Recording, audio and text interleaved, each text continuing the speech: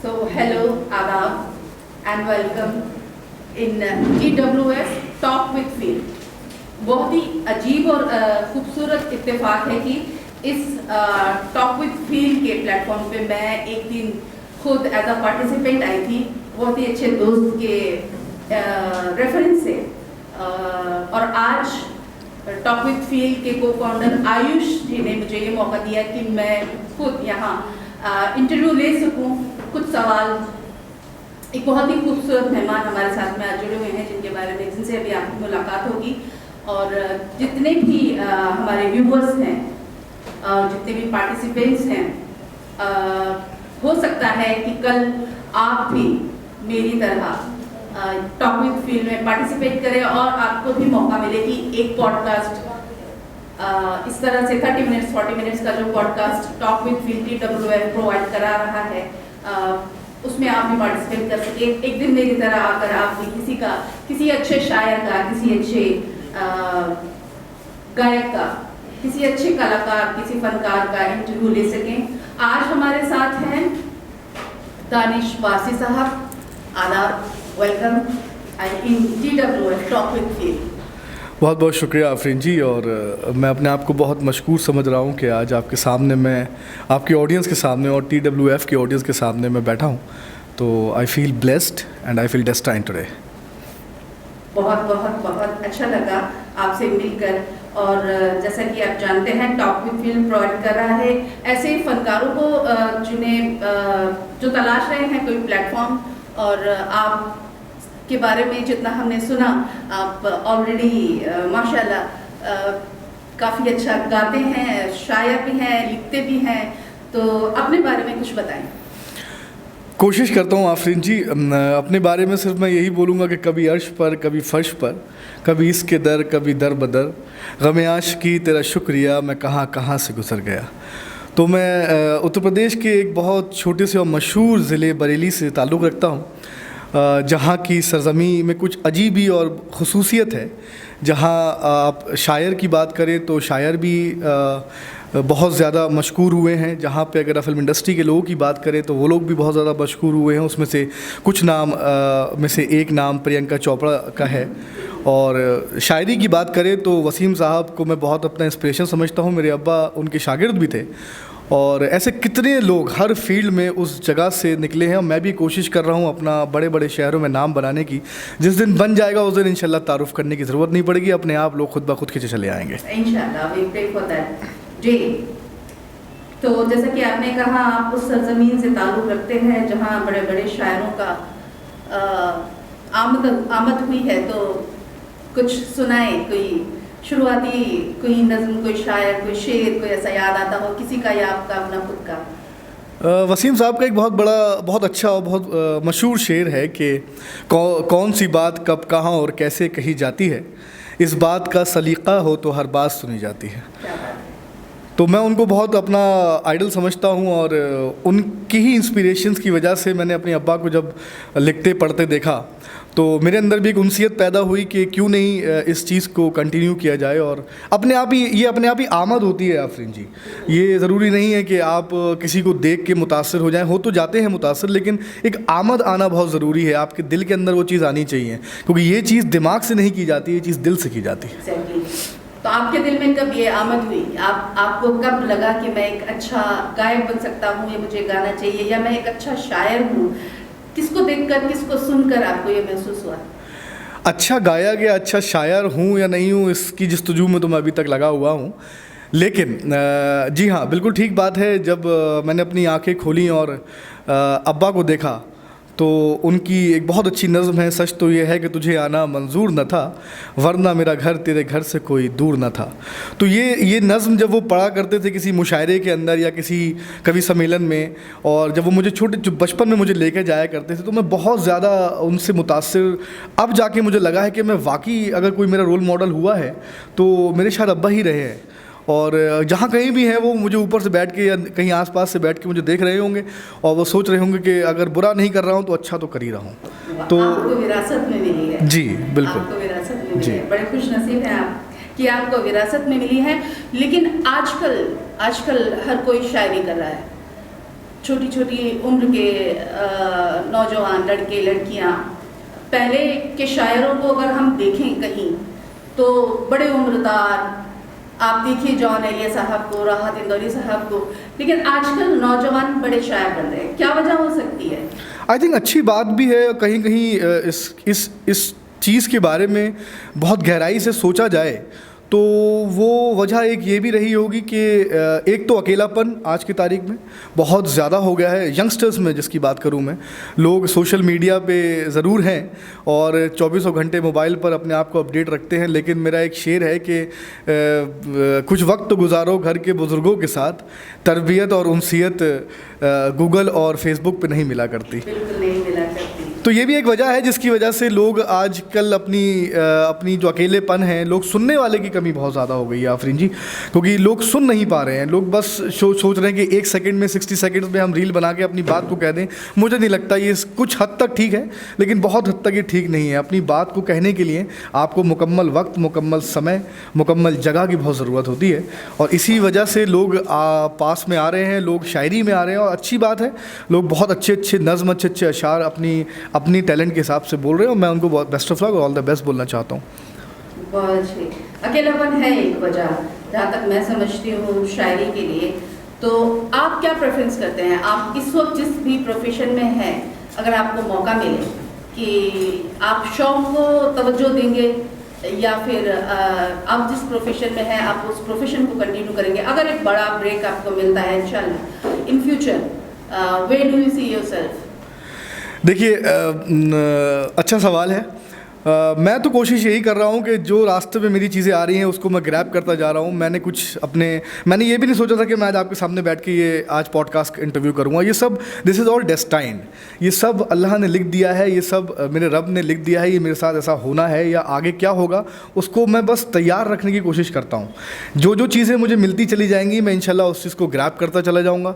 और जाहिर सी बात है, अगर आपका शौक़ आपका प्रोफेशन बन जाए तो क्या बात है, लेकिन उस रास्ते पे, उस जर्नी पे मैं चल दिया हूँ, और इंशाल्लाह अगर मेरी नसीब में रहा और परवरदिगार ने चाहा तो बहुत जल्दी बड़े पॉडकास्ट पे, और ये भी बड़ा पॉडकास्ट है, बहुत लोग मुझे सुनेंगे, और ऐसे ही लोग इंस्पायर्ड होकर यहाँ पर आने की कोशिश करेंगे और यहाँ पर आके अपने आप को मुकम्मल करने की कोशिश करेंगे। बिल्कुल बिल्कुल, बहुत बहुत शुक्रिया। पहले तो हमने बहुत प्रोफेशन की और शौक़ की बात कर ली। अगर हम रिश्तों की बात करें, रिश्ते कितने अहमियत रखते हैं आपके शौक और प्रोफेशन के मुकाबले? रिश्तों को कितनी अहमियत देते हैं, किसी भी तरह का रिश्ता? रिश्ते के बिना आदमी अधूरी है। हम लोग रोबोट्स नहीं हैं कि अगर हमें बटन दबाया और हम आगे चल दिए। हमारे अंदर इंसानियत है, हमारे अंदर हमारे रब ने एक उनसियत रखी है हर रिश्ते के लिए। भले वो एक जानवर हो, भले वो आपका पाला हुआ एक कुत्ता हो, भले आपकी माँ बाप हों, भले आपके दोस्त यार हों, आपके अहबाब हों, हर किसी का रिश्ता, हर किसी की अपनी जगह मुकम्मल अल्लाह ने कर दी है, और आपको उस रिश्ते को कल्टीवेट करना ज़रूरी है। ये नहीं कि आप लेट गो कर दें। अपने आप के एक्सप्रेशंस को दिखाना बहुत ज़रूरी है। आई थिंक मुझे लगता है वो रिश्ते तभी बच पाते हैं, तभी उन रिश्तों में एक मोहब्बत, एक खुलूस पैदा हो जाता है। तो रिश्ते मेरी ज़िंदगी में बहुत ज़्यादा इंपॉर्टेंट है। रिश्तों को अहमियत देना बहुत बहुत ज़रूरी है। दर्द क्या है आपकी नज़र में? मेरी नज़र में दर्द कुछ भी नहीं है आफरीन जी। दर्द it is just a priority for me, और अच्छी बात है। दर्द आपको जब होता है तो आपको कुछ करने की एक ललक पैदा हो जाती है, आपको दूसरे से मुख्तलिफ दिखने की शौक़ पैदा हो जाता है। और दर्द या स्ट्रगल, ये वर्ड मेरे लिए नहीं बने हैं।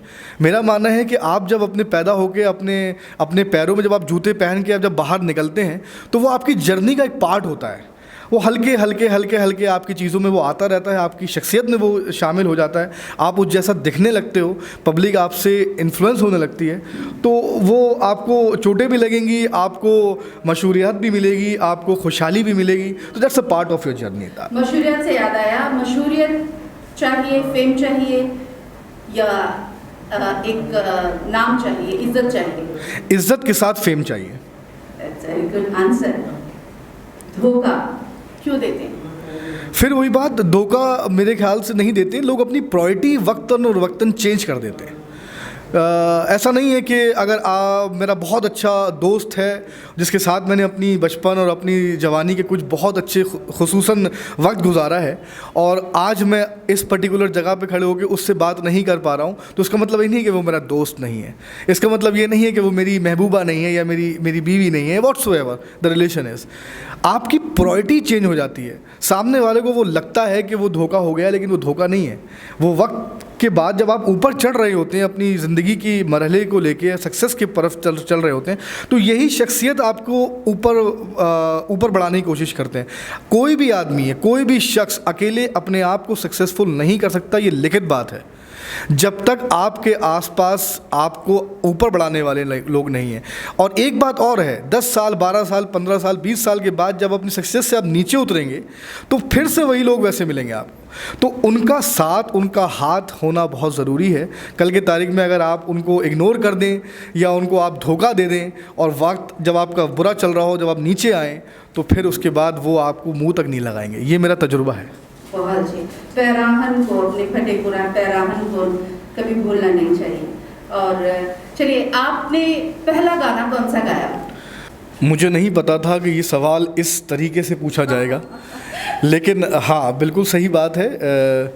वो गाना मैंने यूं ही उस टाइम पे गा लिया था, लेकिन उस गाने की, उस नज़म की वैल्यू, उसकी कर्राहटें और उसकी जो आमद है, वो मुझे आज पता चल रही है कि उस गाने की वैल्यू क्या है। ये दौलत भी ले लो, ये शोहरत भी ले लो, भले छीन लो मुझसे मेरी जवानी, मगर मुझको लौटा दो बचपन का वो सावन, वो कागज़ की कश्ती, वो बारिश का पानी। ये 13 साल के बच्चे ने उस टाइम पे गाया था। आज उसकी वैल्यू और उसकी मीनिंग ऑफ वर्ड्स मुझे पता चल रहे हैं।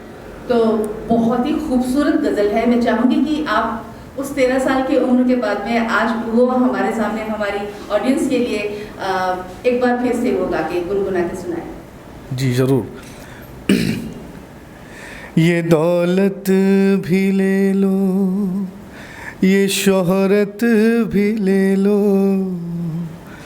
भले छीन लो मुझसे मेरी जवानी, मगर मुझको लौटा दो बचपन का सावन, वो कागज़ की कश्ती, वो बारिश का पानी, वो कागज़ की कश्ती, वो बारिश का पानी, वो कागज़ की कश्ती, वो बारिश का पानी। बहुत बहुत शुक्रिया। क्या बात है, बहुत खूबसूरत। अच्छा, कोई भी गीत हो, बॉलीवुड गीत हो, कोई भी किसी भी तरह का कोई गज़ल हो, हर चीज़ में शायरी है, कविता है, तो शायरी के क्या मायने हैं आपकी नज़र में? शायरी के बिना ज़िंदगी अधूरी है। मायने क्या है इसमें तो लिखित बात है कि शायरी के बिना ज़िंदगी अधूरी। आप चलते फिरते, उठते बैठते, खाते पीते, आपकी ज़िंदगी में अगर आप चाहें तो उसको भी पेन डाउन कर सकते हैं। लोगों ने करा भी है, राज साहब ने भी करा है और मुनव्वर राणा साहब ने भी इस माँ को बहुत अच्छे से डिस्क्राइब करा है कि एक शेर उनका मुझे याद आता है कि बहुत अच्छा शेर है उनका, देखिए मेरे जहन से उतर रहा है, अब दिमाग से उतर रहा है, मैं आपको बताऊंगा वो शेर वो क्या है, लेकिन ज़रूर याद आया तो आप ज़रूर शेर अता फरमाएगा। बात चली ज़िंदगी में कोई ऐसा वाक़या, ऐसा हादसा जिससे आप बहुत ज़्यादा इंस्पायर हुए हो या आपको मोटिवेट किया हो किसी ऐसे हादसे ने, किसी ऐसे वाक़े ने? ज़िंदगी में मेरा एक ही वाक़या है जिससे मैं मोटिवेट भी हुआ हूँ और आहत भी हुआ हूँ और उसकी वजह से मैं अपनी जर्नी को कंटिन्यू कर पाया। वो हादसा था मेरे अब्बा के आखिरी वक्त की खुली हुई आँखें मुझे देखते हुए। वो आखिरी आँखें और आखिरी बूंद जो उनके यहाँ से निकल रही थी और एक सवाल जो अनकहा सवाल था वो मुझसे कहना चाहते थे, आज तक मैं कह या सुन नहीं पाया। मैं दुनिया घूमता हूँ आफरीन जी, मैं उन आँखों को देखने की कोशिश करता हूँ कि शायद ये आँखें मेरे अब्बा की हैं, शायद ये नाक मेरे अब्बा की है, शायद ये ज़ुबान मेरे अब्बा की है, लेकिन आज तक मुझे मिल नहीं पाया। तो ये एक इंस्पिरेशनल और एक सेंटिमेंटल मोड में मैं चला गया था, ट्रांस में मैं चला गया था और उसकी वजह से after the death of my father मेरी ज़िंदगी में यू टर्न आया और जहाँ रिश्तेदारी, दोस्त अहबाब सब सामने निकल के आ गए सफ़ेद पर्दे की तरह कि कौन कितने पानी में है, कि चाक जिगर की सी लेते हैं, जैसे भी हो जी लेते हैं। तो निकल गए हम अपने रास्ते पे और आज आपके सामने बैठे हैं। इतनी हिम्मत है कि हम आपको आपके सवालों का जवाब दे पा रहे हैं। बहुत ही मजबूत और बहुत ही जिम्मेदार होकर बैठे हैं। तो ज़िंदगी में हर वाक़या कुछ ना कुछ सिखा कर जाता है और दुआ करते हैं कि वो जहाँ होंगे जन्नत में किसी आला मुकाम पर होंगे इंशाल्लाह। और आपको देखकर बहुत खुश हो रहे होंगे। मूड को चेंज करते हुए थोड़े से कुछ सवाल करती हूँ आपके पर्सनल चॉइसेस। जी जी। फेवरेट शायर आपका? मैनी प्लेंटी, लेकिन कुछ जब आपने पूछा है तो नंबर 1 पे राहत साहब मेरे बहुत ही फेवरेट शायर रहे हैं। कि उनका एक शेर है कि ए कश्ती तेरा नसीब चमकदार कर दिया, उस पार के थपेड़ों ने मुझे इस पार कर दिया।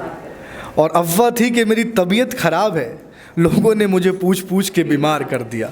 तो ये उनका एक बहुत बड़ा शेर है जो मैं अपनी ज़िंदगी में कोट करता हूँ। वसीम साहब का शेर मैंने अभी आपको बताया। मुनव्वर राणा साहब का शेर है कि किसी के हिस्से में मकान आया, किसी के हिस्से में दुकान आई, मैं घर में सबसे छोटा था, मेरे हिस्से में माँ आई।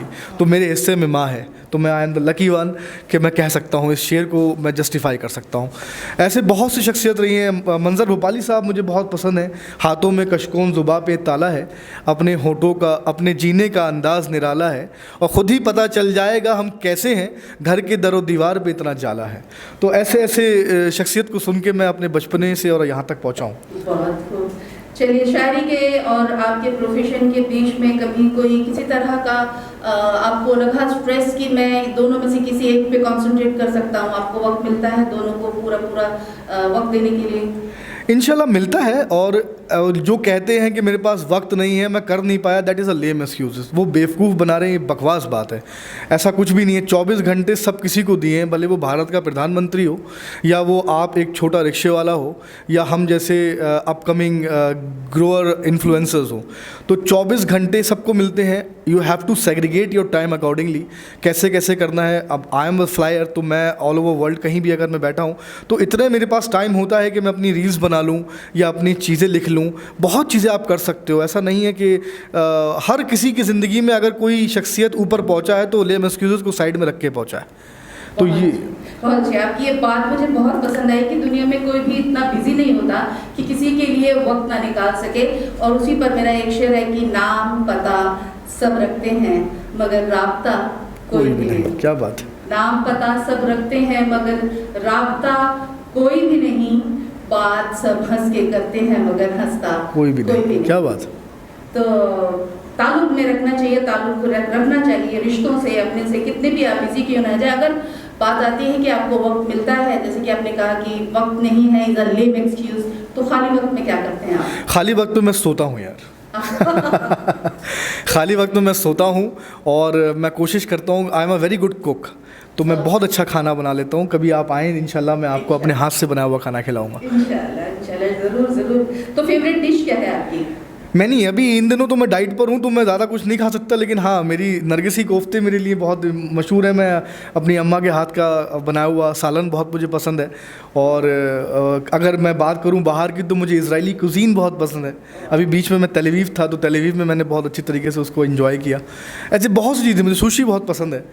तो लेकिन देसी खाना अगर मैं वेज में बात करूँ तो दाल रोटी सब्ज़ी रोटी वाला इंसान हूँ, मेरे को ज़्यादा टेंट्रम्स है नहीं। Very good, that's it.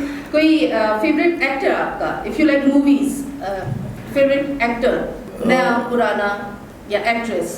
देखिए इसमें दो चीज़ें हैं, एक्टर्स और स्टार्स। स्टार्स को तो मैंने कभी पसंद ही नहीं किया, मैं किसी का नाम कोट नहीं करूँगा। एक्टर्स की बात करी है तो जी हाँ, इरफान खान साहब मेरे वन ऑफ द बेस्ट, जिनको मैं समझता हूँ मैं वो एक नंबर है। मैं अपने अल्फाज में बात करूँ तो उनकी पान सिंह तोमर मैंने कितनी बार देख ली है, आई थिंक मेरे ख्याल 25-26 बार मैंने वो मूवी देख ली है। इधर से अगर मैं बात करूँ जो अपनी 25 साल के स्ट्रगल को लेके उन्होंने अपने आप को जस्टिफाई किया है, वो है नवाजुद्दीन सिद्दीकी। और मैं कोशिश करता हूँ कि और लोगों से कहता भी हूँ कि nothing is impossible, impossible itself say that I am possible. उनको आप इम्पॉसिबल को टुकड़ा करोगे ना तो आई एम पॉसिबल लिख कर आता है। तो किसी के लिए भी 25 साल का स्ट्रगल और एक सूखा सेकड़ा सा इंसान वो बराबर में खड़े होके और आज वो नेशनल अवार्ड ले रहा है, तो कुछ भी हो सकता है दोस्तों, कुछ भी हो सकता है। ज़िंदगी कब किस मोड़ कहाँ पर आपको कहाँ लाकर खड़ा कर देती है। इसीलिए हम कहते हैं कि TWF एक नया प्लेटफॉर्म है, इसके साथ में बने रहिए। शुरुआती दौर पर जो बना रहता है वो आखिर तक चलता है। दानिश साहब ने शुरू में कहा कि घूम फिर कर वही लोग मिलते हैं जो शुरू में आपके साथ में होते हैं, बशर्ते कि आप उनके साथ में राबता बनाए रखें, ताल्लुक बनाए रखें।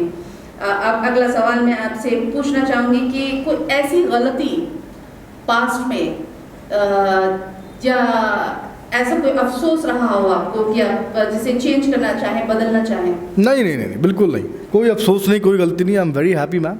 और जो कुछ भी रहा, जो कुछ भी किया, वो मेरे जर्नी का पार्ट था। इसी हो सकता है शायद उसकी वजह से, उन गलतियों की वजह से आज मैं आपके सामने बैठा हूँ, ये भी बहुत बड़ी बात है। तो गलती कुछ नहीं करी है मैंने, और I am very happy and I am very satisfied towards my past. I am focused towards my present and I am quite worried about my future. इंशाल्लाह वो भी बहुत अच्छा होगा। अगर अपने दोस्तों के लिए, आपके सुनकारों के लिए, आपके चाहने वालों के लिए कुछ गुनगुनाना चाहें, 2 लाइन, कोई कुछ नज़्म, कुछ अशार या कोई खूबसूरत सा गीत, कोई गाना, कोई गज़ल? एक गीत मेरे दिल के बहुत ज़्यादा करीब है, अग्निपथ मूवी का। डोर से टूटी पतंग जैसी थी ये जिंदगानी मेरी, आज है कल हो मेरा ना हो,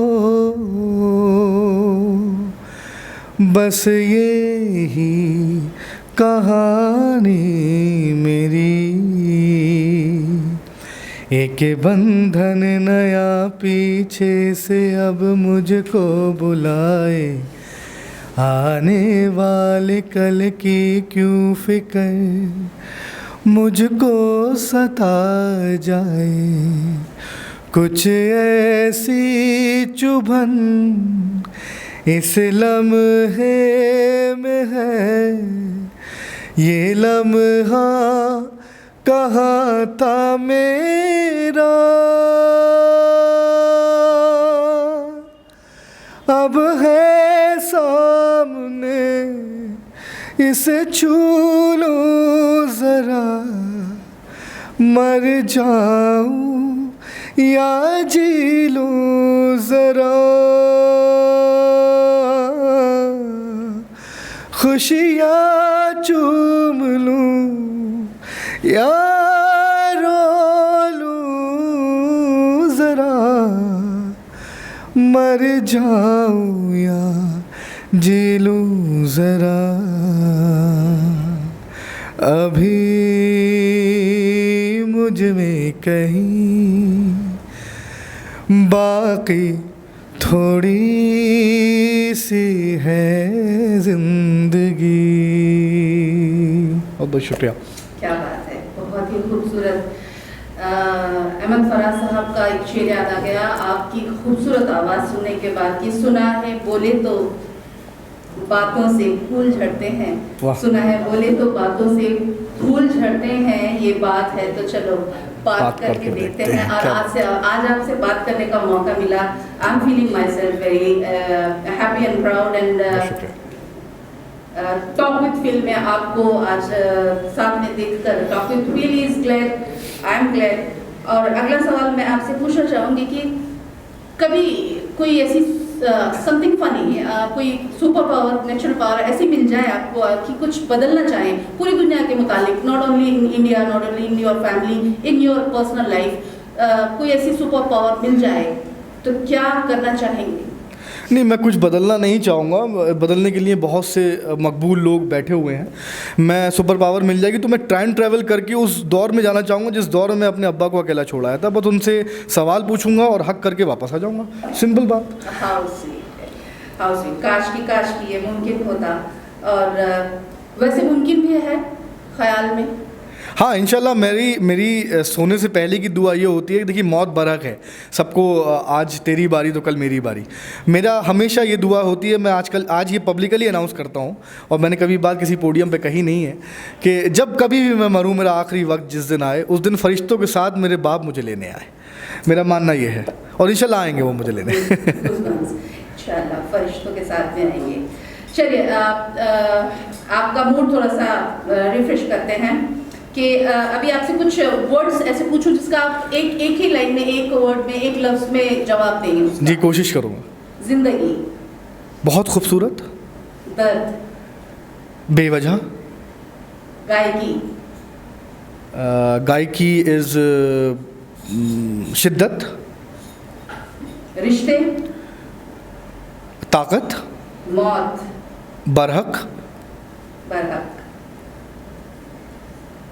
फैमिली, अगेन ताकत, मजबूतियत, TWF, something extraordinary, something extraordinary, and all the best to TWF for you. They are doing very well, very well. बहुत बहुत शुक्रिया। TWF के बारे में आप कुछ दो लफ्ज बोलना चाहेंगे कि आपको कैसा लगा, कैसा रहा आपका experience with the podcast of TWF talk with feel में आकर, and how did you like it? और आप किस तरह से रेफर करेंगे, किस तरह से अपने लफ्जों में बोलेंगे कि आएँ और खुद को आजमाएं? मैं सबसे पहले तो आपका बहुत बड़ा शुक्रगुजार करूं। मैं तो फ़ैन हूं आपका, मैं बोल नहीं पाया ये बात। आपकी शायरी का बहुत बड़ा फ़ैन हूं, और जिस अंदाज़ से बयां आप करती हैं इज़ समथिंग एक्स्ट्राऑर्डिनरी। मैंने ऐसी शायरा कभी देखी नहीं। बहुत सी फ़ीमेल्स शायरा आई हैं, मुशायरे मैंने बहुत से सुने हैं, लेकिन आप जैसी क़ुव्वत रखने वाली एक माहिरा शायरा मुझे नहीं लगता कि इस कायनात में अभी होंगी, कहीं छुपी हुई होंगी, लेकिन मुझे मिल गई हैं। तो सबसे पहले तो आपको बहुत बहुत मुबारकबाद।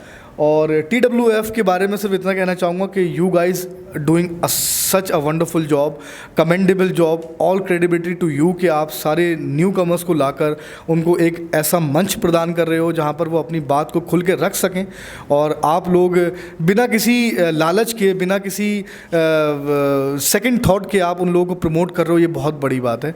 आजकल की इस धोखे की दुनिया में अगर आप किसी के सिर पे या किसी के कंधे पे हाथ रख रहे हैं तो बहुत बड़ी बात है। I salute to you guys and keep up the good work. ऐसे ही आगे बढ़ते रहो और हम सब आपके साथ हैं। बहुत बहुत शुक्रिया। और आखिरी में मैं दो लफ्ज़ कहना चाहूँगी उन लोगों के लिए कि जो इंतज़ार कर रहे हैं यहाँ पर इस प्लेटफॉर्म पर आकर, यहाँ इंटरव्यू पॉडकास्ट में पार्टिसिपेट करें, ओपन माइक में पार्टिसिपेट करें। और क्योंकि कभी किसी को मुकम्मल जहाँ नहीं मिलता, कभी किसी को मुकम्मल जहाँ नहीं मिलता, कहीं ज़मीन तो कहीं आसमां नहीं मिलता, और तमाम शहर में ऐसा नहीं कि खुलूस ना हो। तमाम शहर में ऐसा नहीं कि खुलूस ना हो, जहाँ उम्मीद हो इसकी बस वहाँ नहीं मिलता। लेकिन आपको TWF में टॉक विद फील में वो मुकाम, वो कोशिश की जाएगी कि आपकी आवाज़, आपका हुनर, आपका फ़न लोगों तक ज़्यादा से ज़्यादा पहुँचाया जाए। तो बहुत बहुत शुक्रिया, बहुत बहुत शुक्रिया दानिश साहब, बहुत बहुत शुक्रिया आज के पॉडकास्ट में शिरकत करने के लिए। शुक्रिया, thank you very much. Thank you.